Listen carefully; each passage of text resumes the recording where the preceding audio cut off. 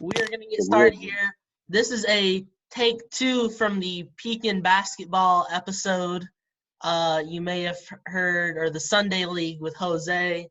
You may have heard last week, but we had some people with different inputs on this.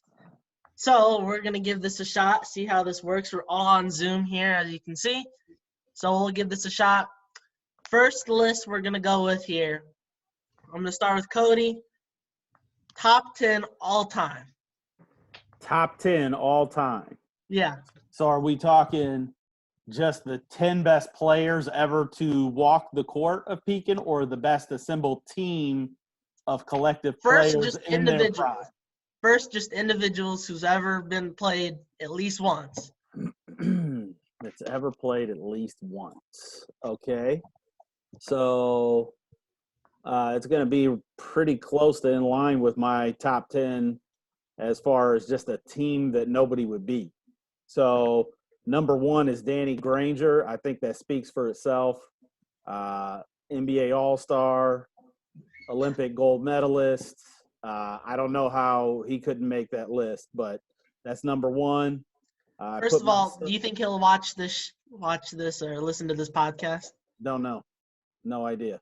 I wonder who has his phone number on this Zoom meeting. Yeah, I don't know. Good question. Interesting. Number 2, I've got myself, Cody Russell, a.k.a. the Big Smoov, a.k.a. Moonshine. In my prime, when I was in shape, I don't feel like anybody could touch me. Let's go. Hold on. Before you continue, let's go to our correspondent, Eric. What do you think about this ranking of the Big Smoov himself at number 2?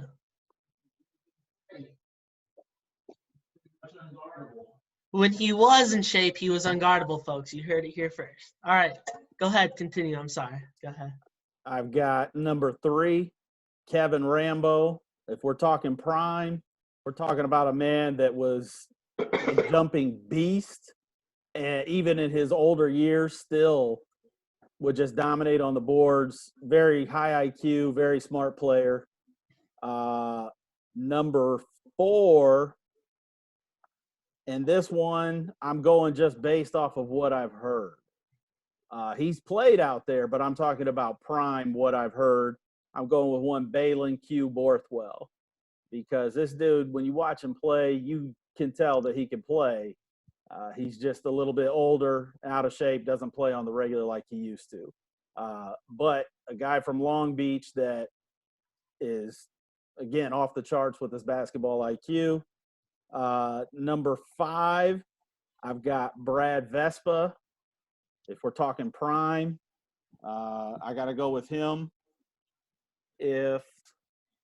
Let's see here, number 6, I've got Eric Russell in his prime. Number 7 and 8, I've got Lance Russell and Peter Wade in their primes. Hey, man, I'm talking about all-out IQ, skills, shooting ability. I'm getting thumbs down from Lance, but that's okay. Then I've got number 9, Adrian Clark. And then number 10, just because this dude was a monster on defense and rebounding. Wait. Let me guess. George Howard Jr. You got it. That's it. All right. And for the record, that's my team, a team of 10 that you could put anybody up against, guarantee we're winning every single game. Could you put them up against the 2011 Miami Heat? Would they win? We're talking Pekin Basketball. Yeah, no, I just had to. For sure, all that team came to Pekin one time. Yeah. So we heard the, I would call probably, other than Lance, the biggest expert here about it. Let's go to the master himself, though. Top 3 of Pekin currently, Isaac Wade. Let's hear your top 10. Well, now you better include yourself in this list, or I'm going to be disappointed. Well, I mean, if you want to go top 3 at Pekin, like, No. I want top 10 all time, just like Cody just listed. Oh, top 10 all time? Yes. Oh, I thought you just said top 3 right now. Okay, so top 10. This is in no particular order. Just this is. No, we want order. We want We want to Nah. see where you rank. All right. I'm gonna look at this. Well, okay, so I didn't know that Danny had played at Pekin before, so I'm gonna go with Danny number 1, obviously. Let's see. Number 2, I'm gonna go with Dave Shire. Solid number 2. We got that one-handed skyhook from about 5 feet. That's unguardable. He's the most veteran player on the court. Right. Nothing beats experience except for skill. But number 3, I'm gonna go with Adrian. And number 4, I'm gonna go with Jalen. Number 5, I'm gonna go with Brad Vespa. How did Jalen make the top 5? Now I know the Dave one was a joke, but I don't think. No joke. That was for real. I'm just kidding. But no. How do you make top 5? Probably because I've only gone for like 2 years, so I'll let that one slide. Continue. Number 6, I'm gonna go with Miles. He has Number played. 7, I'm gonna go with Jesse. Number 8, I'm gonna go with Garrett. And both those last 2, I mean, I haven't seen them play very much, but the times I have seen them play, they're really good. So, number 9, I'm gonna go with Eric, just because I feel like also same thing, times I have seen him, high basketball IQ, always makes a smart play. And then number 10, I'm gonna have to go with Isaac Wade. That's what I'm gonna do. That guy.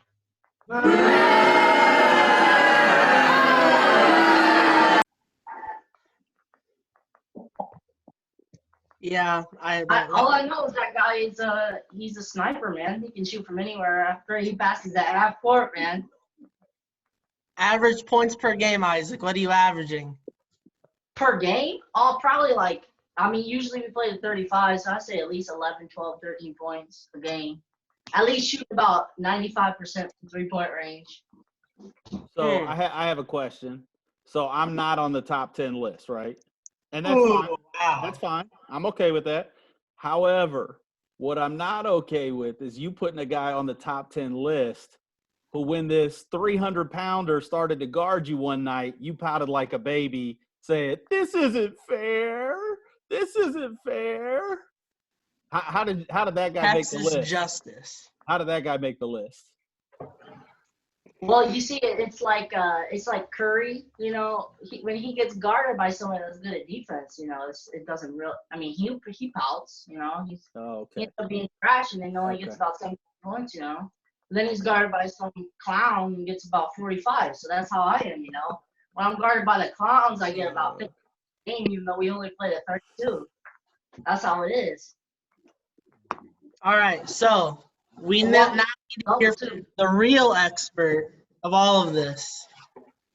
None other than Mr. Lance Russell, top 10 you've ever seen play. Well, so this is just the top 10 of the people that I've seen play at Pekin. Yes. So there are a lot of newer guys that I have not seen. Well, trust me, none of them are better than most of the old guys. So don't. Well, I mean, just because of general disinterest, I generally don't go watch play.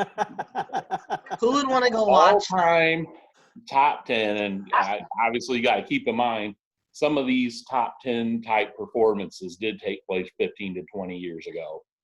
So with that in mind, and doing like a real top 10 list, going from 10 all the way up to number 1. I don't know what's wrong with you guys. Number 10, a dark horse that I haven't heard their name mentioned yet, is Darren Williams, the little lefty sniper, the pasty gangsta. You got to give it up for D. Will, The man can handle the ball. He's a great passer. He shoots the ball well. He's quick. He hustles, and he plays defense. Everything you could ever want on a team, and I would have him on my team. Living legend. Yeah, he is definitely in the legends category at this point. So he's number 10. On that living Number part. 9, I got, moving on up, I have Aaron Purvis, another name that I haven't heard. Definitely an all-time legend. Super dirty player, but the sneaky type of dirty where nobody expects it, but, you know, he will absolutely kidney punch you to make the steal, whatever it takes, and just a crafty baller. So Aaron Purvis is my number 9. Number 8 would be George Howard Jr., just a monster. That guy, I mean, if you can get the ball out of his hands on offense, he is the ultimate player. You know, he'll shoot 30 times in a row and probably get 29 offensive rebounds. But he's a great rebounder, just a beast of a defender, and just a wonderful presence in the locker room, too. So definitely George Jr. at number 8. Number 7, I have only seen him play at Pekin one time. I've also seen him play other places, too, and that is Adrian. Just a great young player. One of the only hopes for the future of Pekin basketball at this point. He's just a really good young player. So he's my number 7. Number 6 is Jesse Purvis. He would be much higher up on the list because he's still a good player, rolling into close to his 40s now. But he's quick. He's just got some sort of weird instinct that not too many people possess. Not a good shooter, but doesn't pretend to be. And, you know, he will occasionally hit a very ill-advised 30-footer, which entertains me a lot. So he's my number 6. Moving on to the top 5. Number 5 is Kevin Rambo. Goes without saying, that man is an all-time first-ballot Hall of Fame legend. The most unselfish player that you will ever play with, ever. An amazing rebounder and can block shots, play defense. He can shoot really well. He just never does it and wants everybody else to have a good time. Absolutely a top 5. If anyone doesn't have him in their top 5, they just don't know what they're talking about. Number 4, I have the first of 2 Russells, and that would be Eric Russell, only because he didn't play quite as much as Cody, but still played a lot. He has that mid-range game that cannot be stopped. The little turnaround from the free throw line. He could score 100 points a night if there were some unselfish point guards out there, which there really aren't. He was just unguardable, great defender, super strong, just a perfect team player. So Eric's my number 4. This one I'll probably get some unhappiness from. My number 3 is my other brother, Cody Russell, and he's an all-around gangsta, an amazing three-point shooter. He could be a good defender, but he's rarely inspired to play defense. He can do anything he wants to do. Just the only thing keeping him from the top 2 are questions of heart and drive, because he's just not motivated unless he's mad. If he's mad, he's knocking on the door of number 1. So he's right there at the top. Not to interrupt, but why do you think he even wanted to be on this podcast? Because he was mad about not being included in the previous podcast. And again, that's the button to push. So if someone's coaching him, they just have to make him upset or tell him how someone on the other team slighted him, and then he'll go on. That's just how it is. And I don't think he'll be too mad with my numbers 2 and 1. Number 2, Brad Vespa. The only times I've ever seen him play, he has just been like nobody can stop that guy. And he's just an athletic freak. He just unheard of athleticism for a little white guy. Let's just call it what it is. He's an amazing ball handler, defender, and always played as hard as he could. Like he never would take games off. So he's my number 2. And obviously he had, varsity high school experience with Central, which is, it's hard to argue that. And then, of course, number 1 is Danny Granger. Somebody that played several years in the NBA and earned, $520 million over their career for playing basketball should probably be number one on the list. So Danny's at the top of it. So that Probably. is my top 10. If anybody's salty that they're not on there, well, I'm not even scratching the top 100 myself. So I don't really care. So can we go to our other correspondent, Captain Quarantine, on who you think had the best of the top 10 list? Well, I mean, I was only on Cody's, so I got to go with that one. Yeah, buddy. Okay, so let me just throw this out there. With my top 10, I'm if we're going, this is the team that people compliment each other and not just outright top 10 best players of all time on any team. I would stack my team up against anybody because we all know the team of me, Lance, Eric, Peter, and Kevin Rambo, we did major damage throughout not only the Peoria area. Nobody could beat us here, but then also we were very successful up in Chicago against a much taller team of more experienced players when I was in 8th grade. So if you want to talk about guys who know what each other can do, put each other in position to play to their strengths, and you couple that in with some of these other key pieces, come on, man. Nobody's beating us. It's not Can going we to happen. go now to the other correspondent, Eric? Who is your favorite top 10? Best top 10.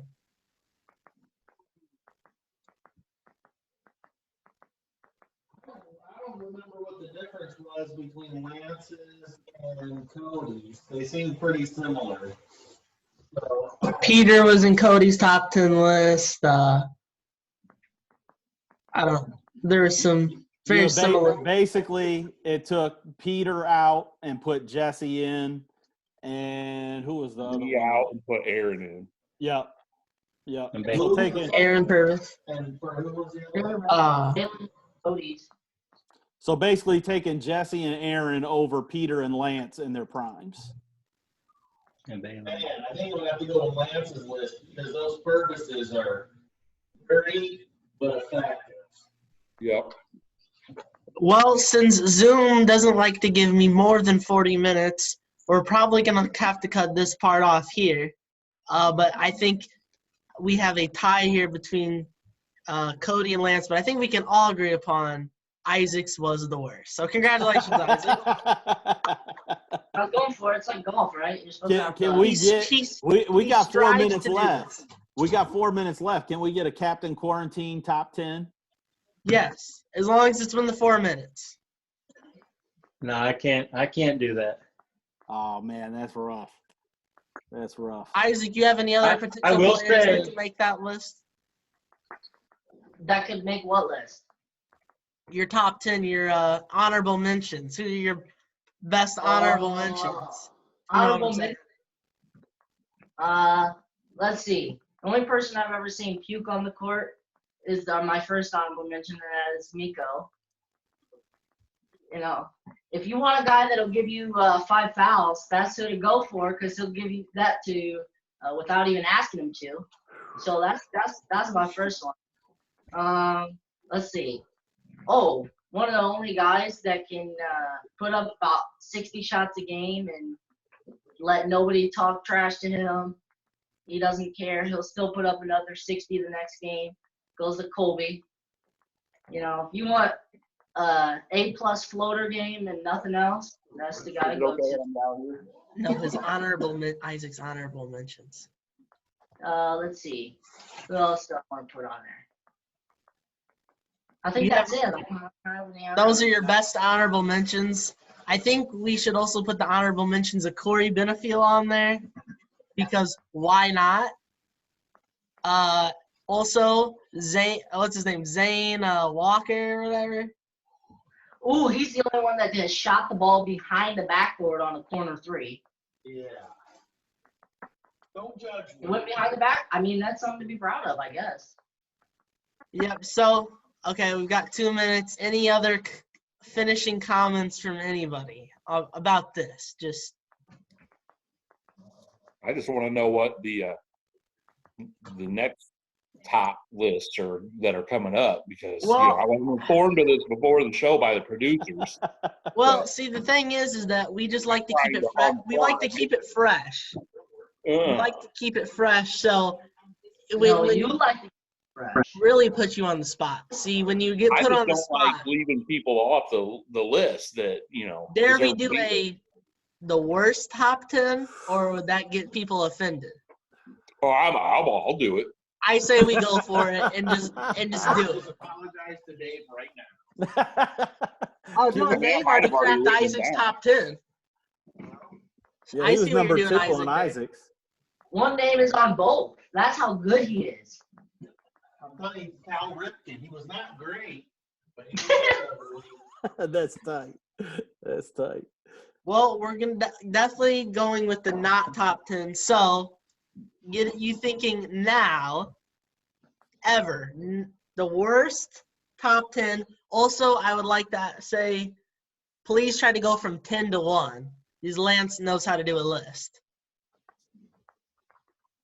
All right. We'll be Sounds back. good. Well, that's gonna be it for this, and we'll be back with the next one.